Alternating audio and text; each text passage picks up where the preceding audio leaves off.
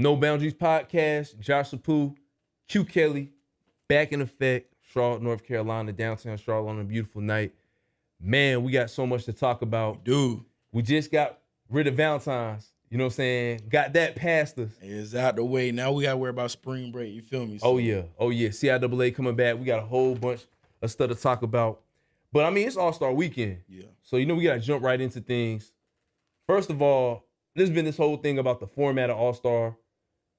Team LeBron versus Team Steph, going away from the whole East versus West. What's your feeling on that? I know I don't typically like it, but what's your feeling on it? Yeah, I don't really rock with it, man, because I really feel like when you think about All-Star and the All-Star Weekend, the All-Star game, you think about the East versus West. Like back in the day, I remember Allen Iverson versus Kobe going at it, man. Like just historic, matchups. And now that you take that away and kind of guys kind of choose, from both conferences who they want to pick, I feel like it doesn't make sense. Right. And it takes away the fun of it too as well, because it's like even the jerseys, bro. Like I don't know why I'm so aggravated with this All-Star. You don't like the white and black? I don't like the white and black. It's corny. I don't know. I feel like in the past they done a lot of colors. I feel like that's been off, but I feel like this year the format, I think they're trying to spice it up, kind of get the ratings up a little bit more. But I feel like you're taking away what we really watch for All-Star. We're looking for the East versus West.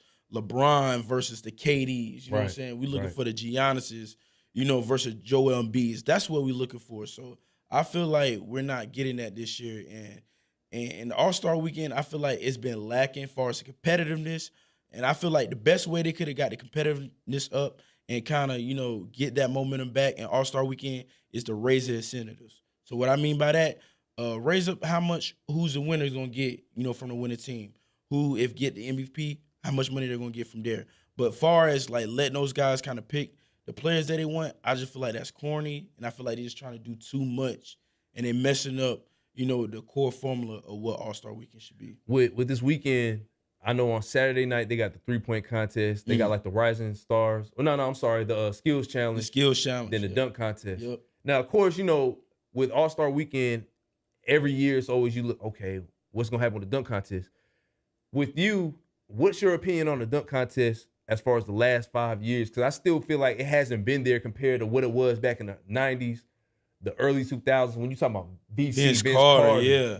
Jason Richardson, things like that. What has your whole take been on that Saturday night?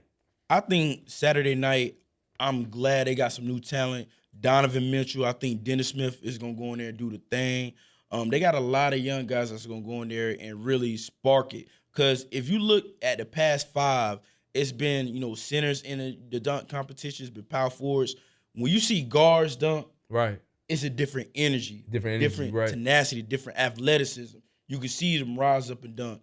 And they can kind of do a little bit more and have more creativity. I feel like with bigger guys, it's more powerful dunks, but it's not better. And I feel like, the Aaron Gordon versus the Zach LaVine, that was lit. I ain't gonna lie, that's one of the best dunk competitions I've seen in a while. But if you kind of think about it, the props, I feel like messed up the dunk competition in a way, because I feel like it got too flashy and you only focus on the props instead of the actual dunk at hand. Yeah. So right. I feel like if they got back to kind of just the original, style of just let us see you dunk, let us see you, rise up and, with authority and athleticism and creativity do it.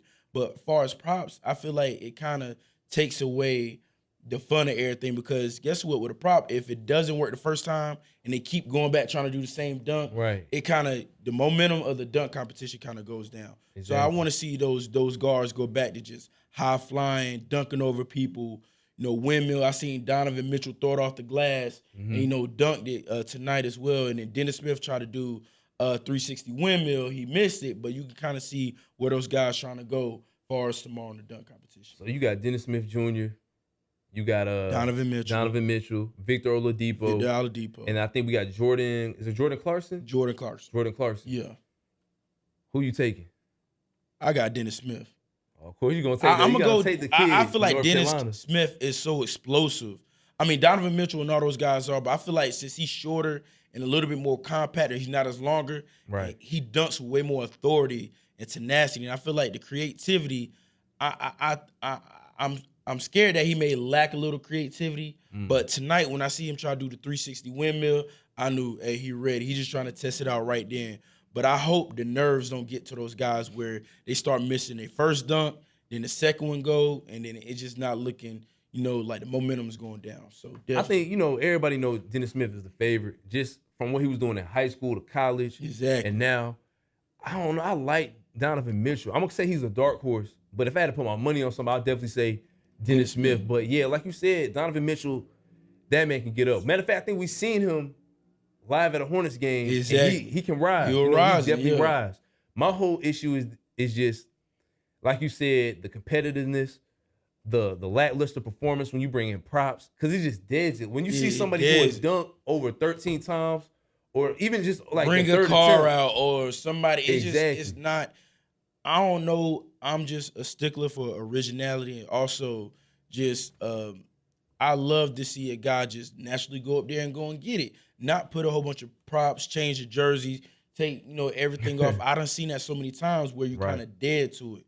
So I feel like if those guys go back to just getting up there high and being explosive, being athletic, being creative, I feel like that's gonna make the dunk competition go way better this year. Now, speaking of All-Star Weekend, the whole NBA experience, of course, we got Team Steph versus Team LeBron. Today, LeBron been in the news, and it's sad that we even have to talk about this conversation. It's really sad because I got a whole bunch of things to say on this. But long story short, Laura Ingraham, a Fox News analyst and contributor, she has her own show on Fox or whatever the case may be, made comments about LeBron James and Kevin Durant, but the focus was on LeBron, basically.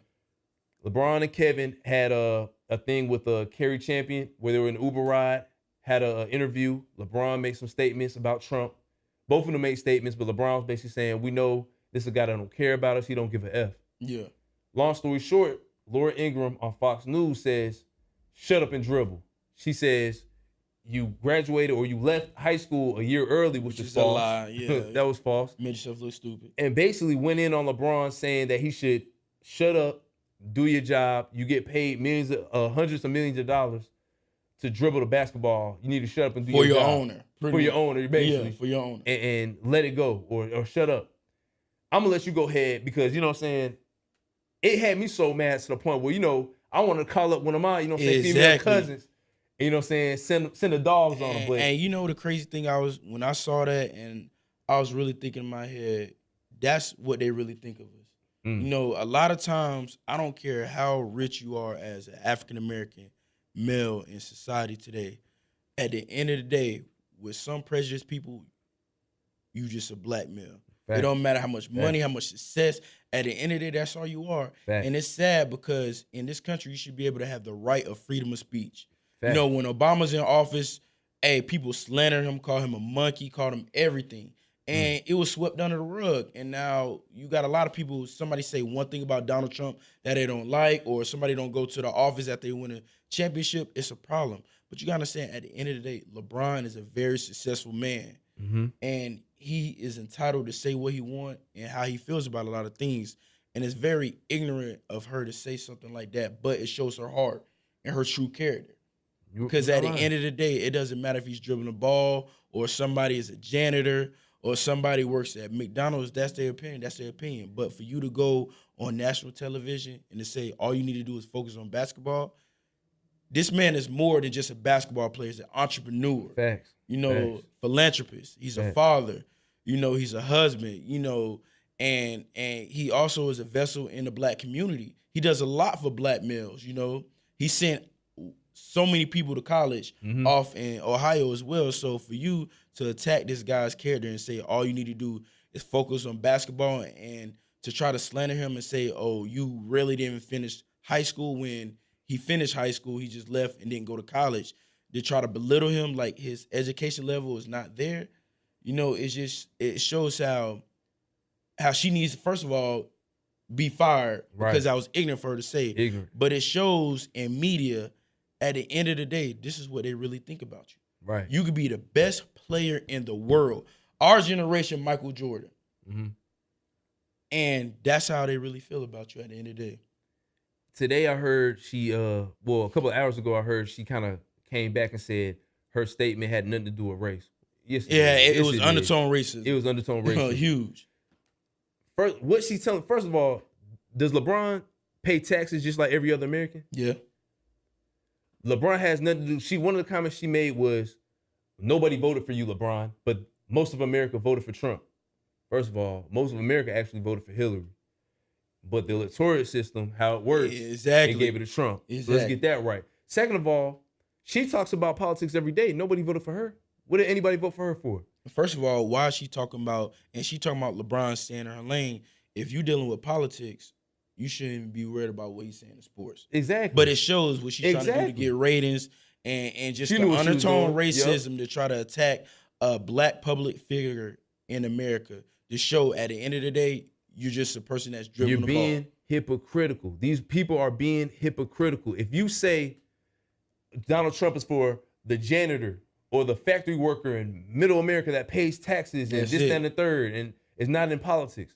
LeBron, regardless of him making hundreds of millions of dollars, he's still paying taxes. He's still an American.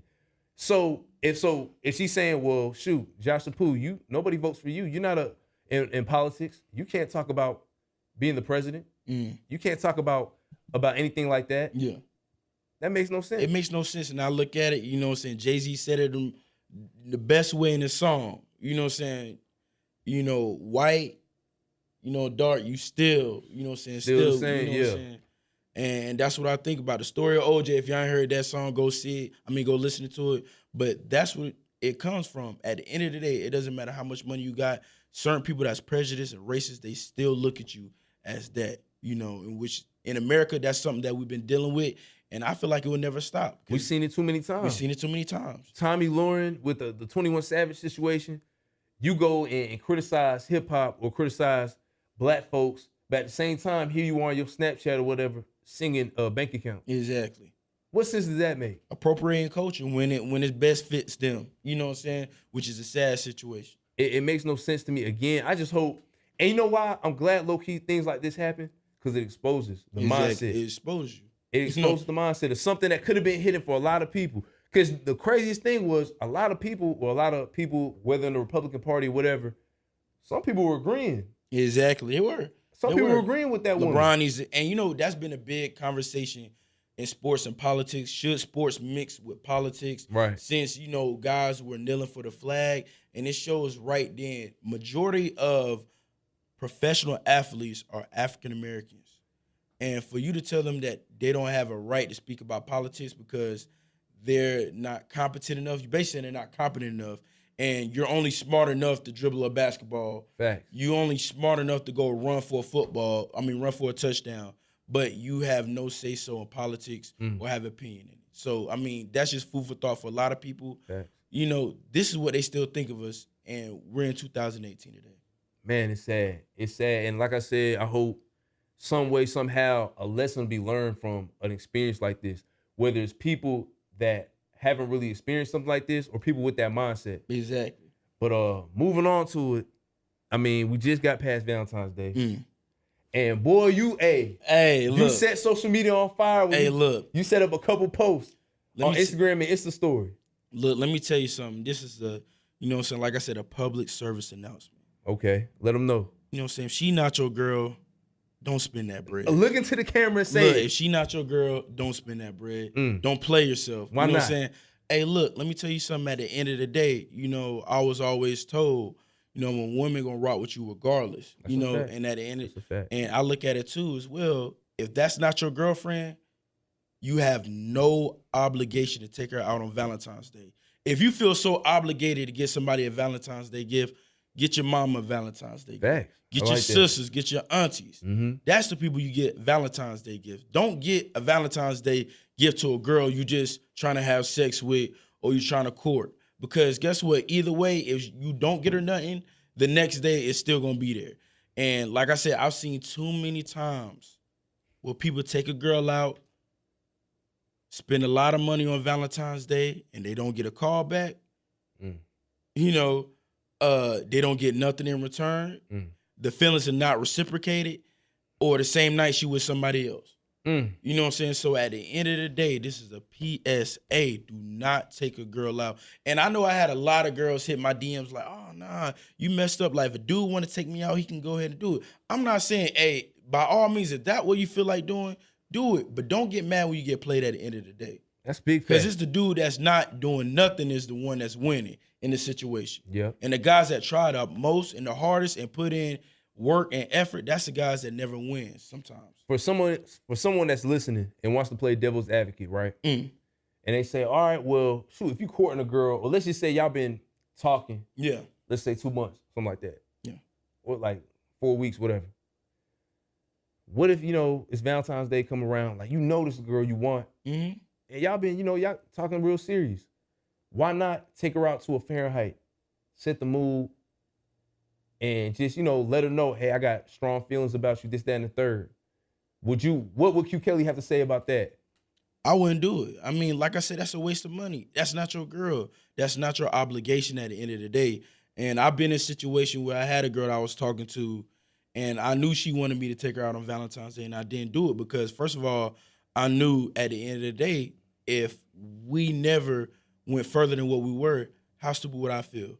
And it's too much on social media, where it be Twitter, Instagram, where you see girls put dudes out there for going in their DMs, put dudes out there for trying to talk to them, take them on dates, and like I said, they get exposed. So don't cover yourself and don't even get exposed and play yourself to a situation that's not going to be beneficial to you in the long run. So you're saying don't even give them a card, not even a 99-cent Hallmark card? See, the thing is, I'm different. I feel like you can go out there if you want to get her some little flowers and get it delivered to her. I feel like you sending off the wrong message by taking her out on a date. I feel like teddy bear is cool, this, that, and the third, because at the end of the day, I feel like before or either after Valentine's Day should make or break the relationship y'all trying to build. You feel me? And a lot of times, like I said, you got a lot of females out here. Hey, we all know from the fall time to right before spring break, they ready to be in a relationship. They're ready to be tied down. They're ready for the Netflix and chill. Cuffing season. Cuffing season. That's what it's called. But right after Valentine's Day, CIAA approaching, spring break about to approach. Oh, that's when they on you know what I'm saying, forget a dude, I'm doing me season. And once that happened and you put all this energy and effort to a situation or a person that's not beneficial to you in the long run, then you look stupid. Because at the end of the day, bro, this is the era where a lot of people's getting played, they're getting exposed, you putting too much out there. And, old head once told me, you know what I'm saying, the less you do for a female, the more sometimes. Well, he dropped the gym. You know what I'm saying? The less you do, the more. Gym. You know what I'm saying? At the end of the day, if she really feeling you and she rocking with you, hey, that's what you have to go with. But at the end of the day, you don't got to do no more than what she going to put in. We in agreement with that. Like you said, it was something you said, too, on the phone. You said it's the dude that's not doing nothing. You over there spending whining. I done seen it too many times. You whining and dining. And it's the dude that's not it's doing the dude nothing. That's asking her to pick him up to take him to the gas station for some Rellos. That's the one that's really in the situation. And you got dudes out here taking them on dates, bringing them food, doing all this, that, and the third. And by any means, I'm not trying to slander females. Hey, if that's how y'all rock, hey, get it how you live. If the dude is willing to do that, hey, if he a sucker, hey, he get lit. You know what I'm saying? That's what it is. But like I said, you got to understand that at the end of the day, karma is real. And when you're really trying to look for a guy that's there for you, that's going to be down for you, you're going to miss your windows of opportunities. And in my opinion, that's why you see a whole bunch of 30-year-old women out here that's not married. You see a whole bunch of 35-year-old women that have 2 kids and 2 different baby daddies, because what? The guy that they really should have been with, that really cared about her, she passed up. Facts. She wanted to go with the dude that she had to pick up to get Rellos, but at the end of the day, hey, that's your choice, that's your decision. You can't look at Cardi B and say she won. You can't look at, other girls that were strippers and came up in the game and was hoes in the past, the Dreyers, and came up and they got a husband. Like, that's one in the blue moon. Right. And her situation is different because she famous and you ain't. You feel me? So right, exactly. That's how I look at it. Nah, I rock with that. And before I move on, just correct myself about the whole NBA comment. I think it's Larry Nance Jr. Yeah, Larry Nance instead of Jordan Clarkson. Yeah. But one of the hottest things right now everybody's talking about, the video came out earlier today. Drake, God's Plan. Now, first of all, when the song came out, he released 2 songs. I think he called it Scary Hours. Yeah, the Scary Hours. One was Diplomatic Immunity. Yeah. Then you had God's Plan. If you're more into the lyrical type of vibe, good lyrics, Diplomatic Immunity, he was, spitting. And then, of course, you want that Drizzy that we all know him for, that real radio hit, God's Plan. Of course, Tear Down, Toe Up, iTunes, going up the charts. But then he drops the video. And people, like, we always went crazy. We knew what he was doing because we see it on social media. But then when you see it all together, it's beautiful. It's beautiful. What was as far as the music video, what was your whole outlook on the music video? Did you like it? I'm going to keep it a band with you. When I first heard the song, I remember telling people, like, I low-key don't, I like the song, but I don't. Because, Project Pat, if y'all ever know artist Project Pat, and I'm big with originality and flows of artists and stuff like that. That God's Plan sounds real similar to how Project Pat flows, and how his verses are as well. So I'm like, Drake already got a rep of kind of, culture vulturing and biting and stuff like that. So I was really apprehensive to really like the track. I ain't even gonna lie, because I feel like you was kind of biting from Project Pat. And now when at the video, like, I was like, okay, that's something Glow Gang would do. But when I seen the message behind it, and I seen how he was just giving back to the community in Miami. First you seen he went up to the high school and donated money to the high school and had all the kids in the video. Then you see him go to Miami University, get $50,000. Then you see him going to a supermarket and tell everybody, hey, buy anything that you need and more. It's a shopping spree. And that really hit my heart because I feel like, it needs to be more rappers. Not saying that there's not, but it needs to be more action like that doing that. Because like I said, a lot of fans give back to the artists, but I feel like artists need to start back giving back to the fans. Because if it weren't for the fans, you wouldn't be here. That's a fact. So it was a beautiful thing, but definitely I think seeing the video helped me like the song a lot more. Right, right. First of all, the feel of the song, I can tell that's already a summer hit. Yeah. We haven't even got the spring yet. Yeah. And I'm telling you, that's a summer hit right there. Yeah. It's just a good feel. I like what he's talking about in the song. Not only that, the visual, just for him to go to Miami, everybody know Drake lives in Miami right now. For him to touch the community. Yeah, like you said, they know him as a culture vulture, but one thing about Drake, he gives back. He always steals some things from Houston. But he has, I think, Houston Appreciation Day. Houston Appreciation Day. And like down I said, there heavy in Memphis. So and same thing in Memphis. And he touches Memphis and does a lot in the community down there. But when I heard about what he did with the Haitian mother that was a maid, $10,000 shopping spree, gave, I think, over $5,000 to a family in need with an unemployed dad. He did a lot of things. And all day on social media, I've been seeing people say, I was smiling watching this video. I was crying watching this video because it touched me. $996,000, which supposed to go to the budget, of the video he spent on people. Man, that's love. So much more love and respect for Drizzy, but that comes with this, and all that's great. That comes with this. Right now, we in that phase. We don't really see it a lot with certain things like sports because we know, right? If you say who's the king of the NBA. You say LeBron. You say LeBron and other people next up. And other people that's next up. Really, with the NFL, it's Brady. For the last couple of years, it's really been Brady, for the most part, the GOAT. Yeah. Now, with hip-hop, we in a phase where it's like, Kendrick Lamar, he just put out the Black Panther album. Gotta go hard, all these Grammys. Yeah. But Drake has been doing his thing. Who right now would you say is the king of hip-hop? Drake. And I'm going to tell you why. He been doing it longer. Like, Drake been going at it since 2009, bro. I remember being in the 9th, 10th grade listening to Drake, and, like, he was on the come up, and he been going hard and taking over the game probably since 2010, 2011. Now, Kendrick, he's been hot since about 2012 on mainstream media. Before then, he was still, popping on the West Coast, not much on the East Coast. But I feel like the body of work Drake has produced over, going on damn near, almost 10 years now. I don't think nobody really has done that. #1 charts. He crossed over relatively fast. Like I said, he done put so many artists on in Toronto. You just think about it. You can go down the list of what he's done. Now, I love Kendrick Lamar, true enough. Like I said, he's conscious. He can go mainstream. You see he made a Black Panther album. But at the same time, he hasn't been doing it long enough. as Drake. And I feel like Drake has influenced the culture so much more. Like when you think about the king of hip hop, you don't just think about the artists and the songs. You think about the influence they have as well. And I mean, Kendrick, think about, okay, who has, more albums that, went platinum, double platinum. Drake got them. Number ones, Drake got them. If you look at just the number prospect, Drake has him beat, and he crossed over. Same with Kendrick Lamar. But who has Kendrick Lamar influence into the game like that? Because, I mean, if you look at, okay, the Gucci Mans of the world, you seen the influence he had on rap. Drake put his whole country on. You look at Nav, you look at Weekend. The Party Weeknd. Next Door. Party Next Door. Baka Not Nice. Baka Not Nice.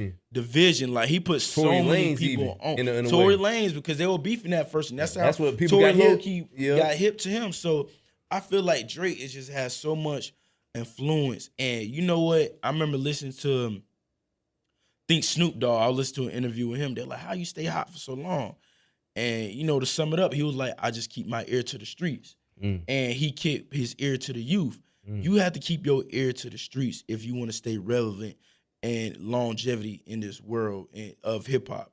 As well. I feel like Jay-Z, he's just in his own lane. Like, he, and the crazy thing he kind of talks about in the newer album that he had to kind of get back to listening to, guys like Playboy Cardi. I remember he shouting all these people out on Twitter and had to get his, ear back to the streets. But that's how you stay relevant in a game of hip hop. And I feel like if you look at Kendrick, I feel like he's doing that, great. But I just want to see Kendrick kind of do it a little bit more long term. Like, that's saying, a guy that went to NBA All-Star, he's been an All-Star for 8-9 years, and a guy that's coming up been there for 5 years. But Drake done won 4 championships and Kendrick done won 2. Like, you gonna give it to Drake. So that's how I look at it. What about you? So yeah, you're right. It's basically over the tenure of what Drake has done, and Kendrick just now kind of getting to that level. He's just getting there, Now, we got to kind of take a turn before we end everything, because, of course, one of the most tragic things I've seen, I know we getting numb to it when it comes to these school shootings. It's been 19 since January.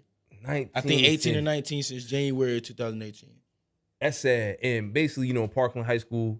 I'm sorry, was it Parkland High School, Parkland, Florida? It was in Parkland, Florida. It was Stone. I'm not for sure. For sure the high school's name. But down there in basically Pompano County. Yeah. Broward County, around Pompano Beach.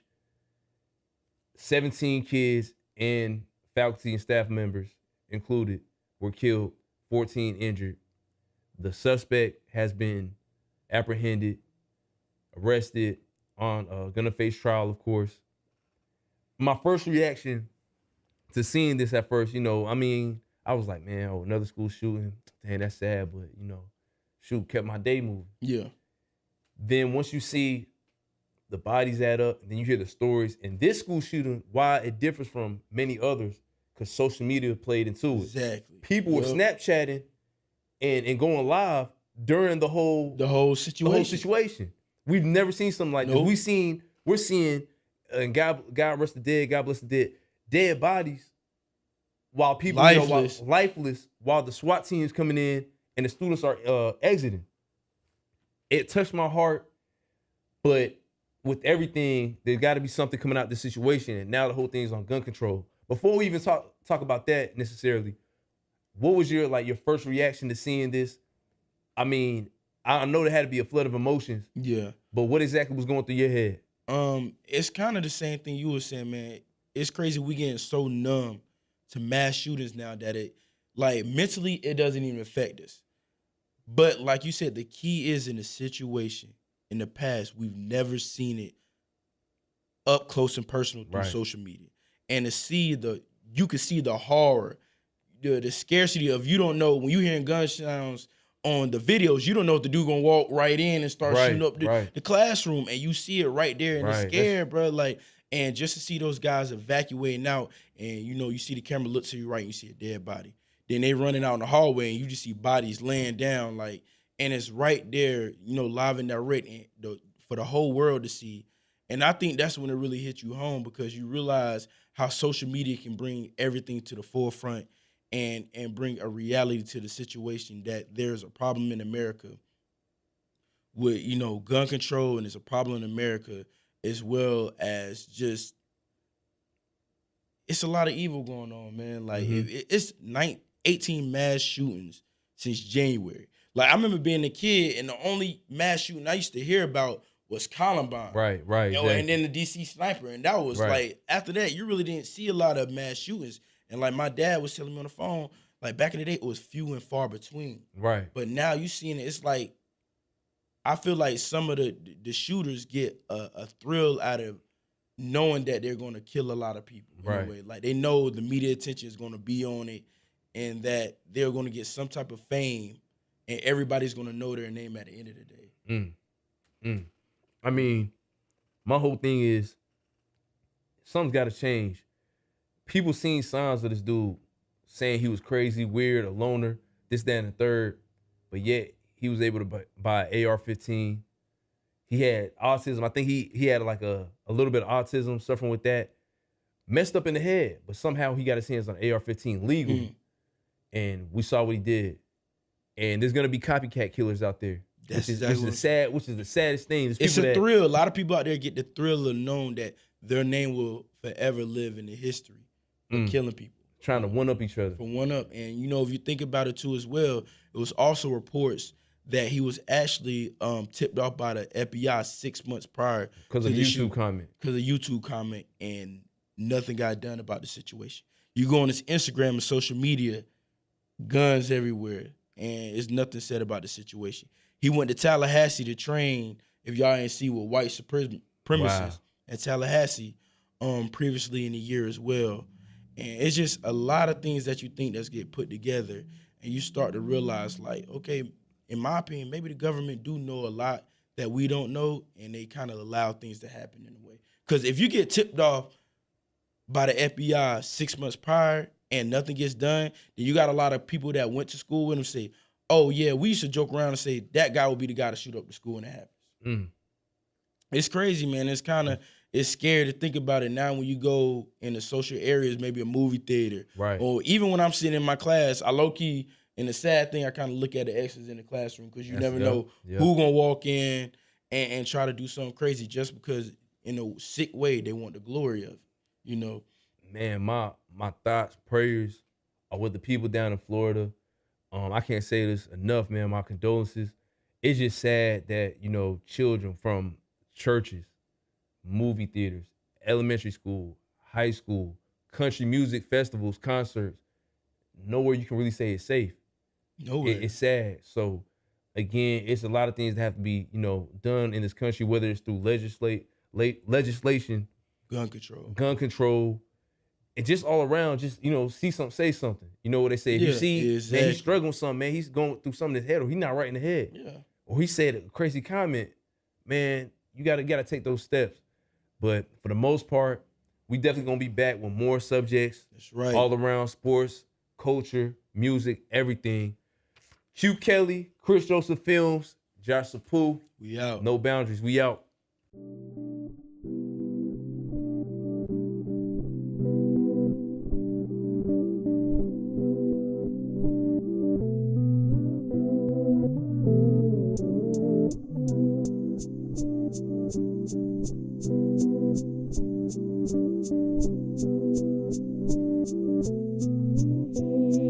Can I do it?